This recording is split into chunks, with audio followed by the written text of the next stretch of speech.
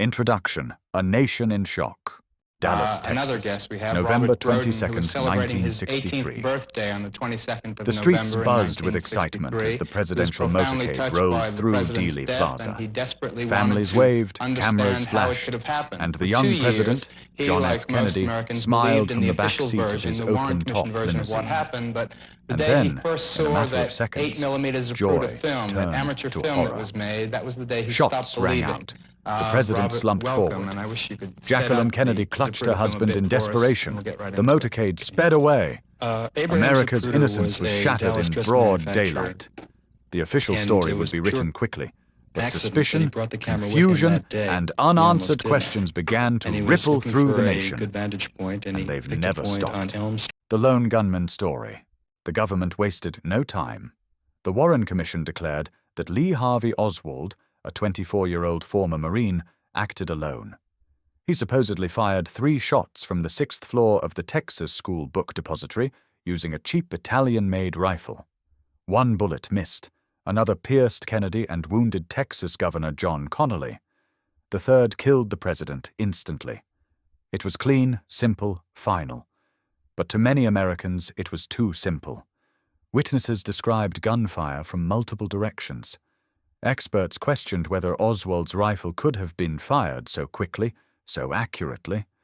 Was he really a lone wolf assassin, or something else entirely? The Zapruder film. In an era before smartphones and live streams, one man captured history with his home camera. Abraham Zapruder's 26-second film is one of the most analyzed pieces of footage in the world. Frame by frame, it shows the moment Kennedy was struck. Frame 313, the devastating headshot, sparked decades of debate. To some, the motion of Kennedy's body suggests the bullet came from the front. To others, it's proof of a shot from behind. The Zapruder film became both evidence and enigma, a cinematic Rorschach test that fueled suspicions of multiple shooters. The Grassy Knoll. Dealey Plaza wasn't just any street corner. It became a crime scene frozen in time. Eyewitnesses swore they heard gunfire from the Grassy Knoll, a small rise overlooking the motorcade route. Some claimed to see smoke. Others described a flash of light. A policeman rushed toward the area seconds after the shots, yet the Warren Commission brushed it aside, insisting all shots came from Oswald's perch. If even 1 bullet came from the knoll, it means a second shooter existed. And with that, the lone gunman story collapses. The magic bullet. The magic bullet theory is one of the strangest pieces of the puzzle. According to official findings, 1 bullet traveled through Kennedy's neck, exited cleanly, then zigzagged into Governor Connally, shattering a rib, breaking a wrist, and lodging in his thigh. And somehow, the bullet was later recovered almost pristine, with barely a scratch. Critics laugh at the physics, calling it absurd. Could 1 piece of metal really cause so much carnage without deforming? The theory is central to keeping Oswald as the lone gunman. If it fails, the entire story unravels. Oswald's shadowy life. Who was Lee Harvey Oswald? His biography reads like a spy novel. A U.S. Marine who defected to the Soviet Union. A young man who lived in Minsk, married a Russian woman, and then returned to America. A supposed communist sympathizer who somehow slipped through intelligence scrutiny. Some believe he was a confused drifter. Others see a pawn, manipulated by larger forces. His strange journey, his shifting allegiances, and his cryptic last words, "I'm just a patsy," fuel suspicions that Oswald was never meant to be the main character, only the fall guy. Oswald's shadowy life. The arrest and Ruby's bullet. Only hours after the assassination, Oswald was arrested in a Dallas movie theater. 2 days later, as the world watched live on television, nightclub owner Jack Ruby shot him dead in police custody. Just like that, the suspect was silenced forever. Ruby's explanation? He wanted to spare Jacqueline Kennedy the pain of a trial, but Ruby had ties to organized crime. He had connections to law enforcement. and he somehow strolled into Dallas police headquarters with a loaded gun. For many, Oswald's murder wasn't mercy, it was cleanup.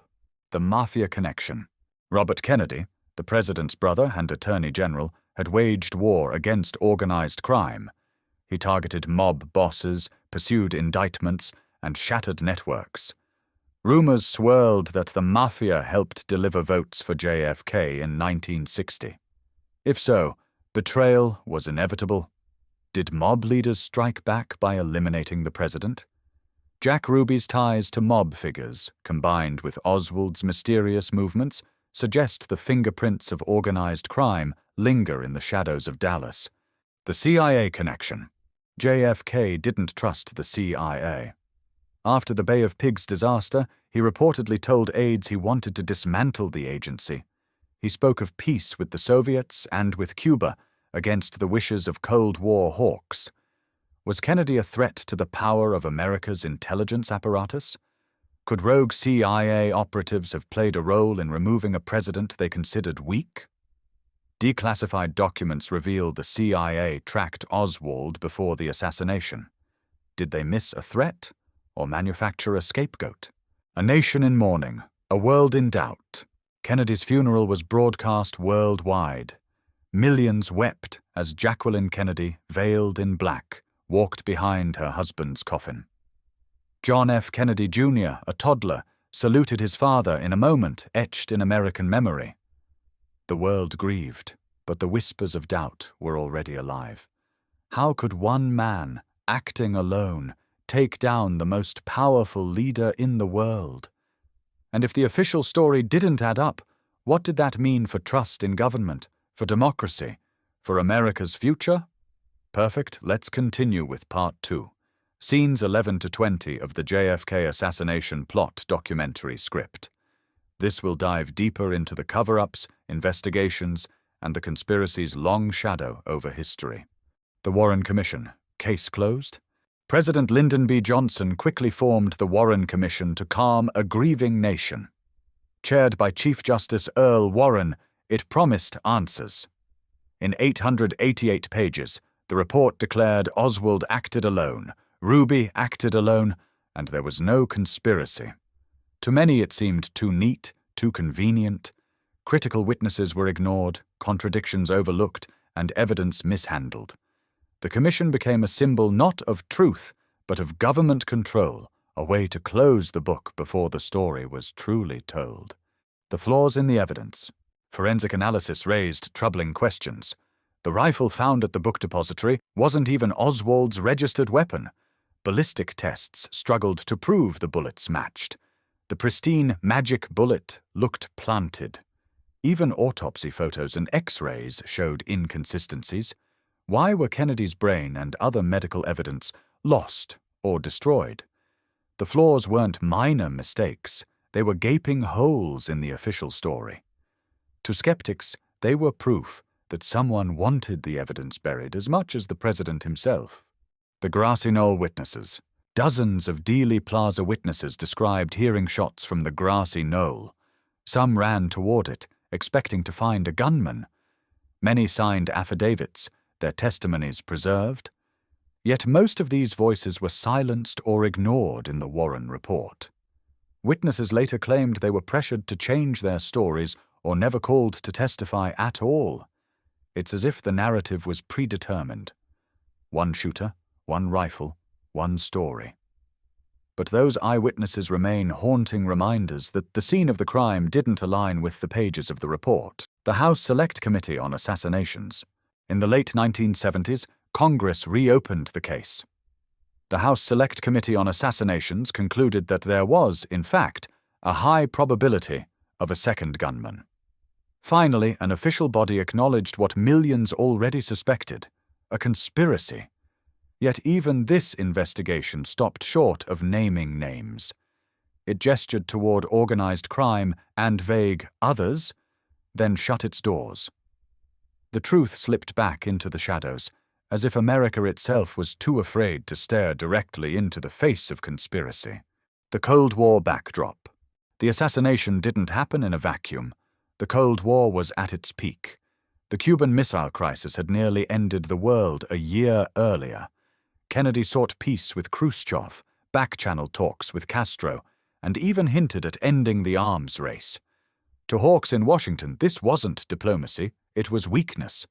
If JFK threatened the profits of the military-industrial complex or the dominance of American intelligence, was his death a warning to future presidents?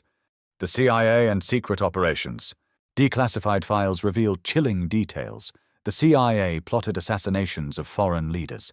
It experimented with mind control under MK Ultra. It infiltrated political groups at home and abroad. Against this backdrop, the idea that the agency could be linked to Kennedy's death doesn't feel far-fetched. Some believe Oswald was part of a larger intelligence operation, a pawn left behind when the game turned deadly. The CIA's secrecy, its refusal to release all documents even today, fuels the fire of suspicion. Cuba, Castro, and the exiles. Another theory points south, to Cuba. Kennedy's refusal to fully invade after the Bay of Pigs angered anti-Castro exiles. His quiet attempts at peace with Castro enraged hardliners. Could Cuban exiles, perhaps backed by rogue U.S. operatives, have sought revenge? Oswald's strange visits to pro-Castro and anti-Castro groups in the months before the assassination add a layer of intrigue. Was he a confused sympathizer, or bait in a larger trap?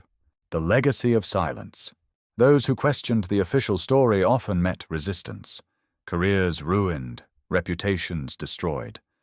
Some died under mysterious circumstances. Journalists who pushed too hard found doors slammed shut. Families of witnesses described intimidation. The message was clear. Certain truths were too dangerous to uncover. The silence itself became part of the conspiracy, proof that power could erase inconvenient voices. JFK, myth and memory. Over time, Kennedy became more than a man. He became myth. The Camelot presidency, cut short in its prime, symbolized lost innocence. For many, believing in a conspiracy isn't just about bullets and angles, it's about grief. The idea that one lonely figure could end Camelot feels unbearable.